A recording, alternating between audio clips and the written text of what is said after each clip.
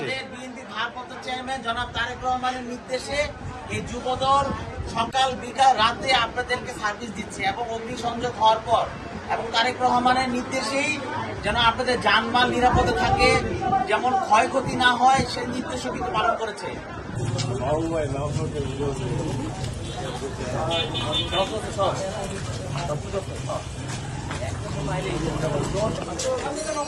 এখানে অগ্নিসংযোগ হচ্ছে পরশুদিন। অগ্নিসংযোগ হওয়ার পর আপনারা দেখেন আমাদের বিএনপি ভারপ্রাপ্ত চেয়ারম্যান জনাব তারেক রহমান এবং আমাদের দেশ নেত্রী বেগম খালেদা জিয়ার নির্দেশ ক্রমে এই কাফরু এলাকা এবং ভাসানটেক থানা অধীনস্থ যে 15 নং ওয়ার্ডে যে অগ্নিসংযোগ হয়েছে, আপনাদের মাঝে যে এই যে বাবুকে আপনারা চিনেন, বাবুকে তো চিনেন, দীর্ঘদিন যাবৎ আপনাদের সাথে পথ চলা, বিপদে আপদে সবসময় আপনাদের সাথে ছিল।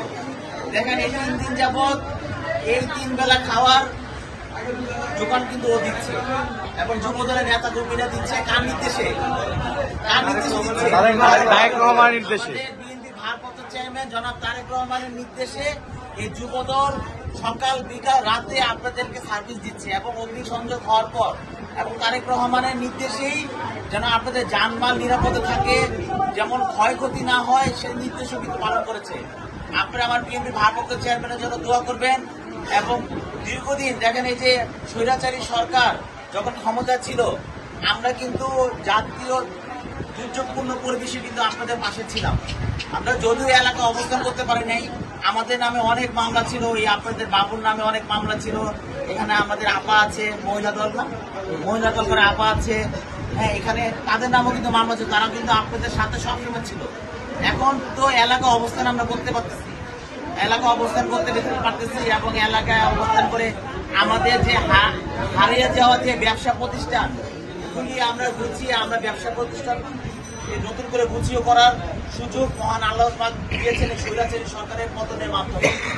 আমাদের জন্য দোয়া করবেন যেন সামনে যে ক্ষয়ক্ষতি আপনাদের হয়েছে সেই ক্ষয়ক্ষতি যেন পোষাতে পারি। আমাদের বিএনপির ভারপ্রাপ্ত চেয়ারম্যানের জন্য দোয়া করবেন, ওনার নির্দেশে ক্ষয়ক্ষতি পোষাতে পারে এবং এর চেয়ে এবং ভালো পরিবেশে থাকার ব্যবস্থা যেন জাতীয়তাবাদী দলের তরফ থেকে, আমাদের দেশ নেত্রী বেগম খালেদা জিয়ার তরফ থেকে, আমাদের বিএনপি ভারপ্রাপ্ত চেয়ারম্যানের জনাব তারেক রহমানের তরফ থেকে যেন করতে পারি, সে দোয়া আমাদের জন্য করবেন। এবং এখানে আমাদের মোবারক গুলিবিদ্ধ হয়েছিল, আমি এর আগে গতকালকে এসেছিলাম, এর আগে একবার এসেছিলাম। আমাদের চেয়ারম্যান সাহেব তারেক রহমান সাহেব ওর সাথে কথা বলবে বলে আমি এসেছিলাম এবং ওর সাথে কথা বলেছে। আপনারা যদি আরো ক্ষয়ক্ষতি দেখা, আপনার চেয়ারম্যান সাহেবের সাথে আমি কথা বলাই দিই, ঠিক আছে? আমার জন্য দোয়া করবেন ইনশাআল্লাহ। যুবদলের পক্ষ থেকে ভাই চেষ্টা করবে আপনাদের, হ্যাঁ ঠিক আছে, দোয়া করবেন ওনার জন্য। ম্যাডামের এই দরজাটা ক্লিয়ার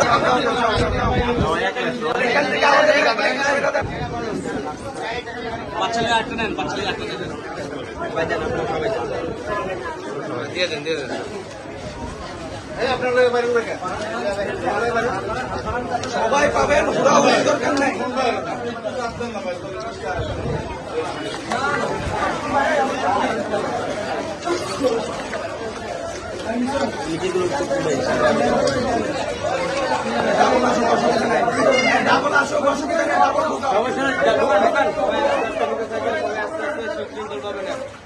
আবার আপনাদের জন্য রাতের খাবার ব্যবস্থা করা আছে ইনশাআল্লাহ। হ্যাঁ, 8টা থেকে 9টার মধ্যে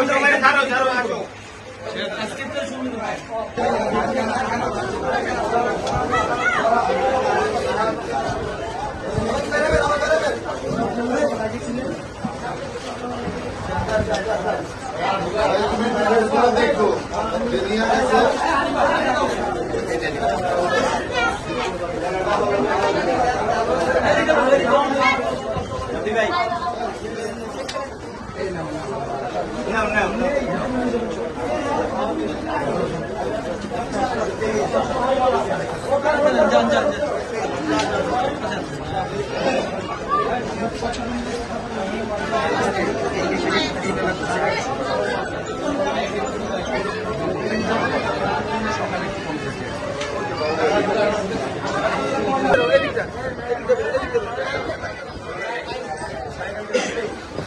এই সুজন উপরে দেখো,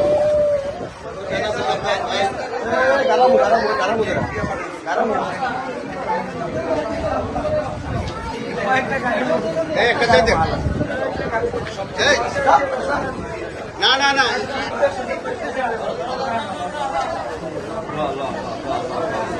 এখান থেকে নাও কাকা কালকের ভিডিওটা কাকার পাঠিয়ে দিচ্ছি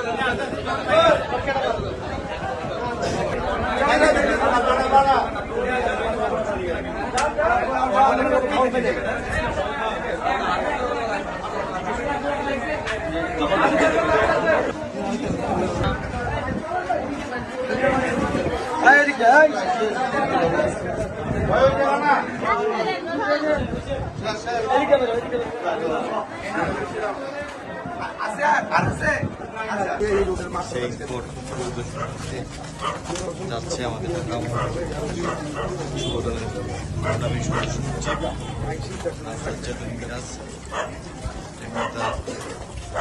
স্পটে গিয়ে সংযোগ হয়েছে যে এখানে 22 স্পটে চলে আসছে।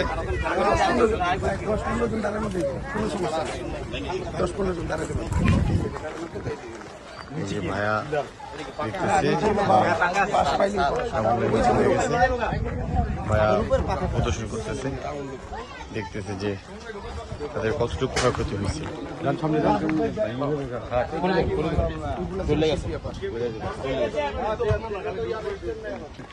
এই পাশ দিয়ে হুসপাট ঢুকাই দিছে, ওই দোতলার পিসটা ঢুকাইছে।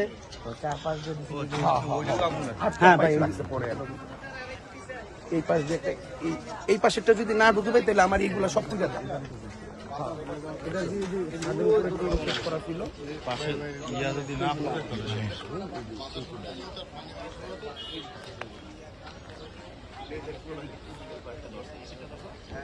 এর নিচে কি পানি ছিল? পানি পানি এখনো তো পানি।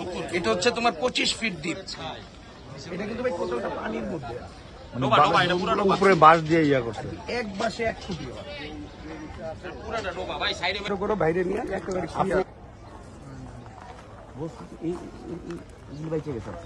এই পর্যন্ত এটা তো বুঝতে এই যে এতক্ষণ আমরা খাবার বিতরণ করলাম এখান থেকে, এই যে গাছটা গাছের নিচে হ্যাঁ এই দোতলা পাকা বাড়িটার জন্য এই পাশটা সেভ হয়ে গেছে, এই বাড়ির সব জ্বলে গেছে ভাই। হ্যাঁ কিন্তু আগুনটা আর বের হইতে পারে না। চাঁদপুর সমিতি নামে এক সমিতি ট্রাই করতেছে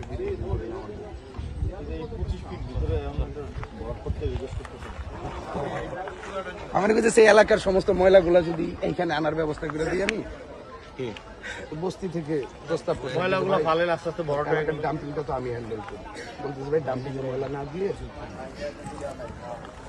14 নম্বর যে বস্তিতে আগুন লাগছে, এই যে এটা কয়েকশো ফ্যামিলি তারা ক্ষুধার্ত, ওইখানে খাবার বিতরণ করলো ঢাকা মহানগর উত্তরের সদস্য সাজের মিরাজ ভাই, এবং তাদেরকে আশ্বস্ত করলো যে তাদের পুনর্বাসন কিভাবে করা যায়। তায়েক রহমানের নির্দেশে ভাই এখানে আসছে, এখন এগুলো প্রদর্শন করলো ভাইয়া। এই দেখেন এগুলো অনেক অনেক ফ্যামিলি, অনেক